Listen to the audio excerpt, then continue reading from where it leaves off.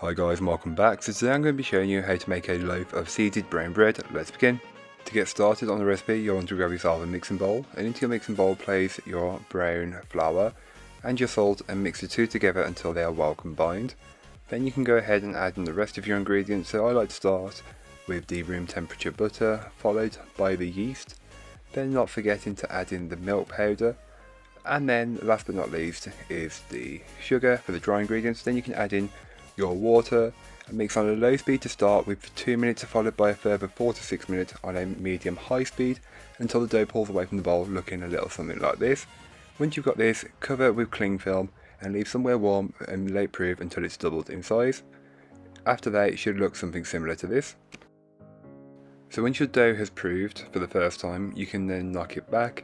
This is simply the process of removing the gases that have built up in the dough during that first proof. And you can be as vigorous as you like, but you'll also want to start shaping the loaf once you've knocked it back. So I do it this way, where I move it around and it'll start to form its shape very easily and very quickly.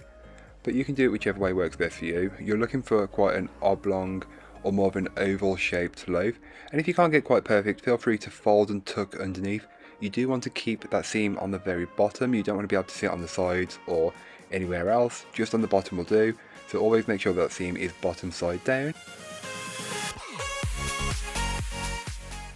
So then once you're happy, you can then roll the top of the loaf into some mixed seeds. I'm just using a bag of seeds that I brought from the supermarket, but feel free to use a selected mix if you want. I will leave the mix I used in the recipe, which will be linked down below.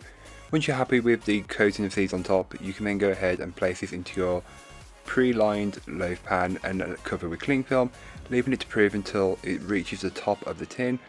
It takes about 45 minutes to an hour depending on how warm it is. Here is what it should look like. Then you can bake it off and be done with it.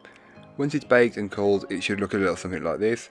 So that's all for today. I hope you enjoyed. If you did, don't forget to like, comment and subscribe for more from me, and I'll be back again very soon with another recipe, so join me then. In the meanwhile, don't forget to check out the description. I'll be linked to this recipe, a link to my blog and links to my social medias. But that's all for today. I hope you enjoyed. Bye guys.